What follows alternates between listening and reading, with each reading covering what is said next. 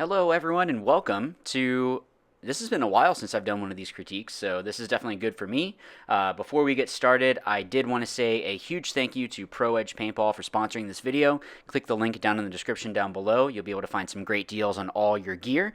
Also, you're going to see a little link, so if there's someone that you know, or maybe you're just getting started in paintball, there is a little email sign up, so that way you can get set up with a part of the email list that's going to be starting up pretty soon. So click on that, enter your email, and there is going to be some other stuff too. So even if you're not new, still good to go ahead and check that out. But thank you again to Pro Edge, and let's jump right into the first section here. And that is going to be the breakout drills that we did. So these are going to be some ways that, if you're not sure, maybe you already know about some of these, but just some different ways of getting to bunkers and also some lanes off the break. So this first one, there is a blind shot going right into that right can. So you can come off pretty easily right into there and then move out. Now there are going to be some bigger moves, or sorry, bigger gaps, so having to try to fight through those, but once you see the move, you really need to take it. This was only like 10 seconds or so, so it wasn't anything real intense. Now gunning out to this can, it might be a little bit risky, but again, if you take that deeper route, it seemed like that worked pretty well. So you take more of like the back line and then go up into the bunker, and that seemed to work a little bit better. Now, obviously switch it up periodically. Now this one, what I did, so you could take the shallow route going right into this tower, but I took the deep route, used the tower to block me out from the Aztecs that are in that back center area. And then just taking the moves of what you're able to take. So this can be quick, but you know it can be kind of tough. Now this brick does have a great shot. So you can see I shot that tower. He actually didn't know that he got shot. He thought that it bounced. But yeah, so you are able to essentially cut off this side. So doing that is going to make it really difficult for these players to be able to move out and go to work essentially. These next ones, I do have some good and bad. So remember, I'll show you all the different things. So these are some of the points. So I came off and delayed here. You can look and see how wide did they go on your side, and then breaking out. So breaking out into this can. What I should have been doing is asking what was happening. I should have been asking what was happening on the left side of the field. Now it's a definitely interesting layout because the snake is in the middle of the field. So it's one of those that can be kind of confusing.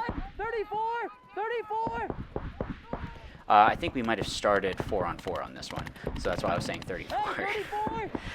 Yeah, so using that communication, making sure that you have that is always going to be beneficial. Now, what I was trying to do here was drop in some blind shots. There's a lot of blind shots on this field. I think there's even one point that I'll show you that I get shot by one of them, and it's or drop shots. I mean, well, blind shots too. And you're going to hear me say.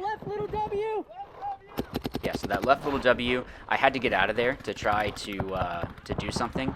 Now what I was trying to do here was come over and shoot at this right tower that was on me, and I ended up getting clipped in the head. Now that's because of the left can having a kind of drop shot. So just make sure that you're playing tight. Now the other thing is, if you see the move, take it. You're going to see here I'm able to get 2 quick shots. So shoot the can, come out and shoot the Aztec, and then kill two. Be able to start closing out from there. Now don't do it stupid. Now I was kind of looking, and you know, maybe I should have gone down the Dorito side, but I was a little bit hesitant about them being able to shoot between that pin and that stand-up wing. So I didn't want them to be able to shoot through that gap. So that's why come up here and be able to get these shots here. So this player, his foot was sticking out a little bit, so shot him in the foot. On your foot. And then the last one was this tower. It's hard to see the tower because, yeah, it was a kind of a blind shot. Now I did actually shoot that player. So if you are playing this back center brick, if you want to call this home, I'm not even really sure what you would call it, but you do have a good lane off either side because it's mirrored pretty much on both sides. The only thing would be a the difference is in the middle of the field with that weird zipper. So because we lost a body, that's why I had to fill out this way. And just try to kind of stop the bleeding, essentially.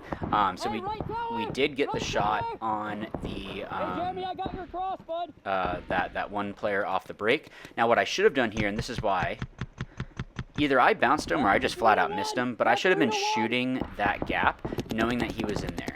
Now what I was trying to do here, and this is definitely, I don't know if I'd recommend this, I was trying to bounce it off that wing that my player is in. Now the other side of that is that apparently my hand was sticking out a little bit, and I think it was the left can was able to shoot into me. Now the other side of that is my player in the middle didn't tell me that we had actually cleared out my mirror. So that's a little bit different. But I ended up being the last player here. So I got this elimination on this guy, and what I was trying to do here was there was a player in the middle. I didn't know that they had gone out wider on my left side. Hard to say because there's not like a left, you know, Dorito or snake side. So I wasn't sure, but he actually had moved up into this Dorito 1. And what happens is I shoot because I see the player and I miss the shot, so I just try to make something happen and actually come right into the lane of that other player. So these were some down body situations. So this was one that we were doing a 1 minute. Essentially, you had to hold or win. So we started in our bunker. It was 3 on 4, I believe. And these are always good to do. You know, just trying to make sure that you're able to find spots to hold if you are playing X-ball, or you know, you need to stretch out the point, you know, if it ends up going to time or something. I don't know. There's different situations. So trying to figure out how to slow down a team is always good. In the next one, you'll see actually that we're the push side. Now, something that was interesting is this left tower. If you stay low enough, you can actually get into that little W pretty easily, even if this tower is shooting cross. And I didn't know about it until one of my players pointed this out. So this is something that you should watch out for. So don't assume that they didn't move. Just like how I did here, that other player didn't know. But you could hear me say, hey, I'm going to go. So I just kind of kept going, and then I think it was the right tower, but we just had to hold, or no, the right can. So we just had to hold. So he had actually moved to the tower at this point, so I was just trying to stay low, and then we ended up, you know, just having to hold it a little bit, and I was fine. So I didn't have to make a move.